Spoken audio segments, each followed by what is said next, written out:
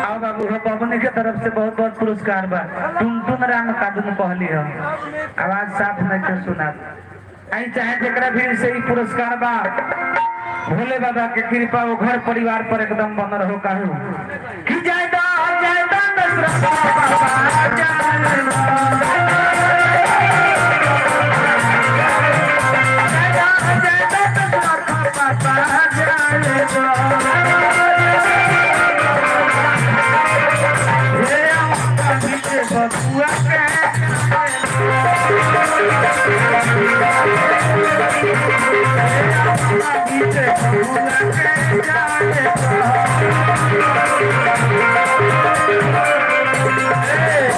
वही में कुछ सखी लोग कहता कि देखला देखला लड़की के भैया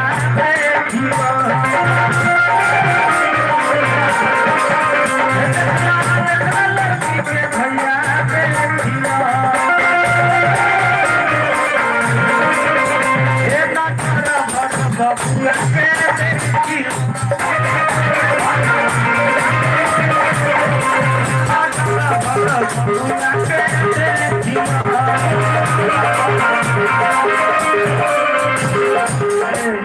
नायका में गावत लोग।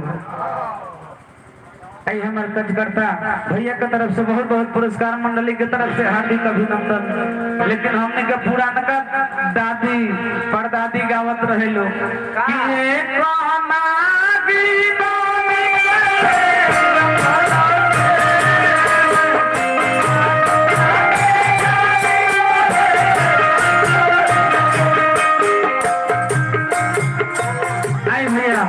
इंदल राम जी के तरफ से बहुत बहुत पुरस्कार है।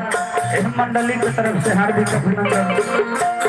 पुरानका गीत में रहस्य छिपल है, आज के गीत में कुछ नहीं। पुरस्कार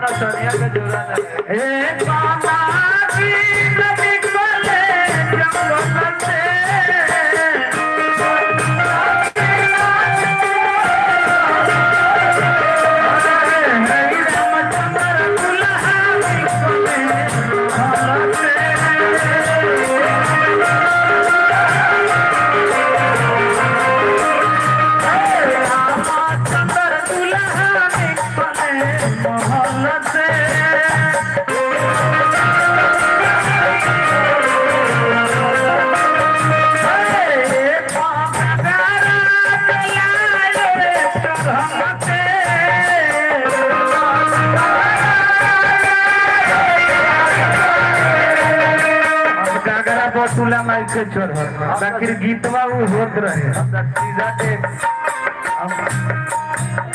नया जुग आ गई, नया नया चीज जोड़ता